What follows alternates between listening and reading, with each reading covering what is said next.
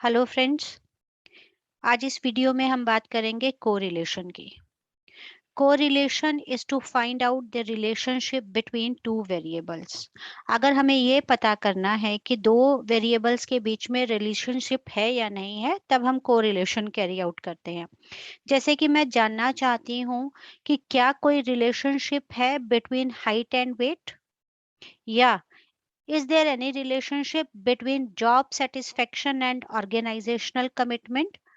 जैसे ही job satisfaction बढ़ता है तो हमारा कमिटमेंट भी बढ़ जाता है, या इन दोनों के बीच में कोई कोरिलेशन नहीं है।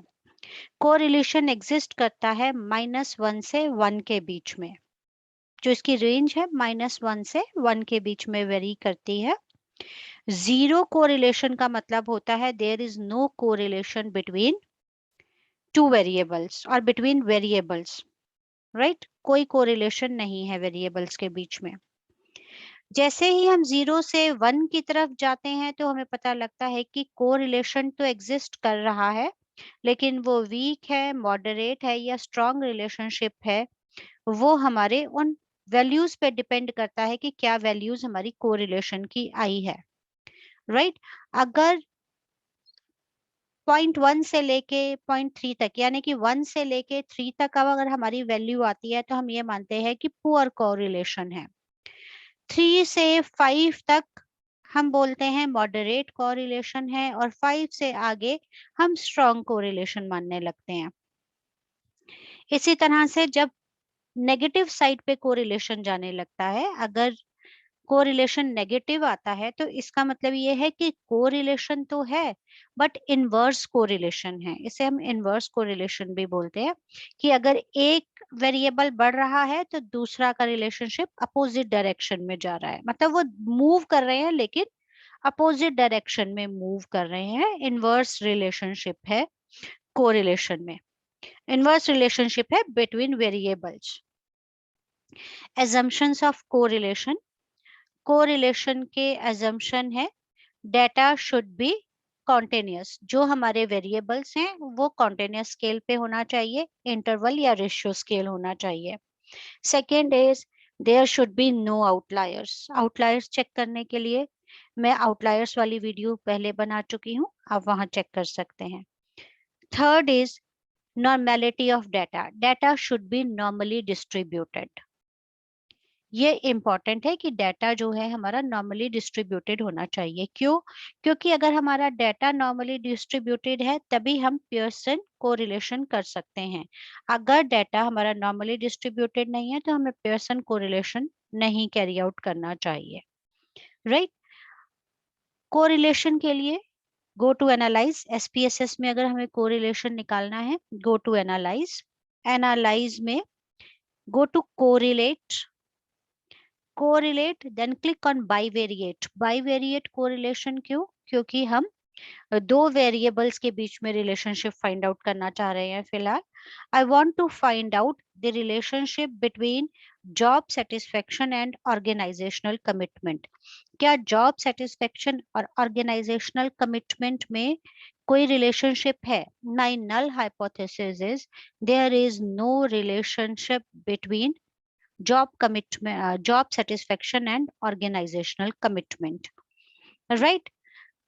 कोरिलेशन कैरी आउट करने से पहले हमें उसके नॉर्मेलिटी का टेस्ट कर लेना चाहिए। तो पहले हम नॉर्मेलिटी चेक कर लेते हैं कि क्या हमारा डाटा नॉर्मली डिस्ट्रीब्यूटेड है, राइट।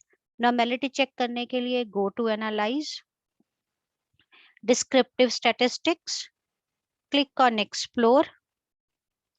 जब हम एक्सप्लोर पे क्लिक करते हैं तो हमें जो वेरिएबल को चेक करना है, in this case I want to check और जॉब सेटिस्फेक्शन की नॉर्मेलिटी डिपेंडेंट वेरिएबल में डाल देती हूँ।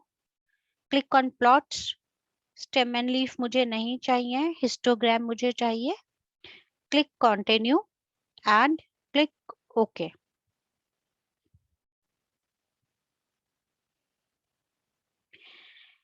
ये हमारा आउटपुट टेबल आ जाता है। इसमें हमें पता लग जाएगा कि is there any whether our data is normally distributed or not, right। नॉर्मेलिटी के हम टेबल पे जाते हैं तो हमारा नॉर्मेलिटी का टेबल नहीं आया है, यहाँ पे मैंने एक गड़बड़ कर दिया है, लेकिन हम हिस्टोग्राम को देख के भी चेक कर सकते हैं कि हमारा डाटा नॉर्मली डिस्ट्रीब्यूटेड है या नहीं है, राइट? यहाँ से हम पता लगा सकते हैं, लेकिन हम नॉर्मेलिटी का टेबल ले लेते हैं पहले। Go to analyse, click on descriptive statistics, click on explore, plots पे जाके नॉर्मेलिटी प्लॉट्स पे टेस्ट हमें क्लिक करना है, click on continue and click okay, right? जब हम ओके पे क्लिक करते हैं तो ये हमारे पास टेस्ट फॉर नॉर्मेलिटी आ जाता है। 0.064 शेप्रोविल्क की वैल्यू 0.064 आ रही है। This is greater than 0.05। This shows that data is normally distributed, right? हमारा डाटा जो है वो नॉर्मली डिस्ट्रीब्यूटेड है, ये हमें यहाँ से दिख रहा है। और हमें ग्राफ से और जो हमारी क्यू प्लॉट है उससे भी हम देख सकते हैं डाटा नॉर्मली डिस्ट्रीब्यूटेड है। ये एक ट्रेंड को फॉलो कर रहे हैं, कुछ पॉइंट्स इधर उधर हैं बट स्टिल मेजॉरिटी जो है वो ट्रेंड को फॉलो कर रही है, तो हमारा जॉब सेटिस्फेक्शन नॉर्मली डिस्ट्रीब्यूटेड है। Similarly we can check for organisational commitment. Organisational commitment हमारा दूसरा वेरिएबल है, उसे भी हम चेक कर लेते हैं कि वो नॉर्मली डिस्ट्रीब्यूटेड है या नहीं। Then again click on descriptive stats, explore. Explore पे जाने के बाद यहाँ पे हम ले लेते हैं हम ऑर्गेनाइजेशनल कमिटमेंट। डिपेंडेंट वेरिएबल में प्लॉट्स में हमने नॉर्मेलिटी को चेक कर ही रखा है, कंटिन्यू एंड ओके। सी यहाँ पे भी हम चेक करते हैं टेस्ट फॉर नॉर्मेलिटी। यहाँ पे test for normality is again 0.061, right? This is greater than 0.05। Our data is normally distributed. देखो ये सारे पॉइंट्स लगभग लगभग ट्रेंड को फॉलो कर रहे हैं, कुछ पॉइंट्स हैं इधर उधर बट मेजॉरिटी ट्रेंड्स को फॉलो कर रहा है, क्योंकि प्लॉट से we can find out, right? तो इसका मतलब डाटा तो हमारा नॉर्मली डिस्ट्रीब्यूटेड है, हम पियर्सन कोरिलेशन कर सकते हैं। अगर हमारा डाटा नॉर्मली डिस्ट्रीब्यूटेड नहीं होता फिर हम क्या करते? फिर हम पेयरसन कोरिलेशन नहीं करके फिर हम स्पर्मैन कोरिलेशन करते, राइट? अब इसमें मैं वो वेरिएबल चूज कर लूंगी जो कि जिसका मैं कोरिलेशन फाइंड आउट करना चाहती हूँ, यानी कि जॉब सेटिस्फेक्शन और organisational commitment, right? Pearson, Pearson मैंने क्लिक कर रखा है, राइट? टू टेल्ड, मुझे डायरेक्शन नहीं पता है। वन टेल पे हम तब करते हैं जब हमें डायरेक्शन पता होती है रिलेशनशिप की, या हम स्पेसिफिक डायरेक्शन में चेक करना चाहते हैं। To tailed, flag significant correlation को चेक कर रखा है, वो बाय डिफॉल्ट ही चेक होता है। जो भी सिग्निफिकेंट रिलेशनशिप्स होंगे उन पे एस्ट्रिक्ट साइन बना हुआ आ जाएगा। Click okay.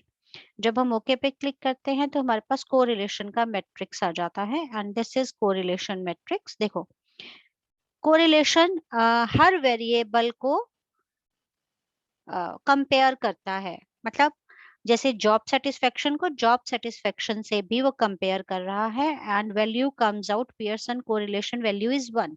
बाय डिफॉल्ट ये 1 ही आनी थी, क्योंकि जॉब सेटिस्फेक्शन का अपने आप से रिलेशनशिप तो परफेक्ट रिलेशनशिप ही होगा, राइट? हम इसे इग्नोर कर देंगे।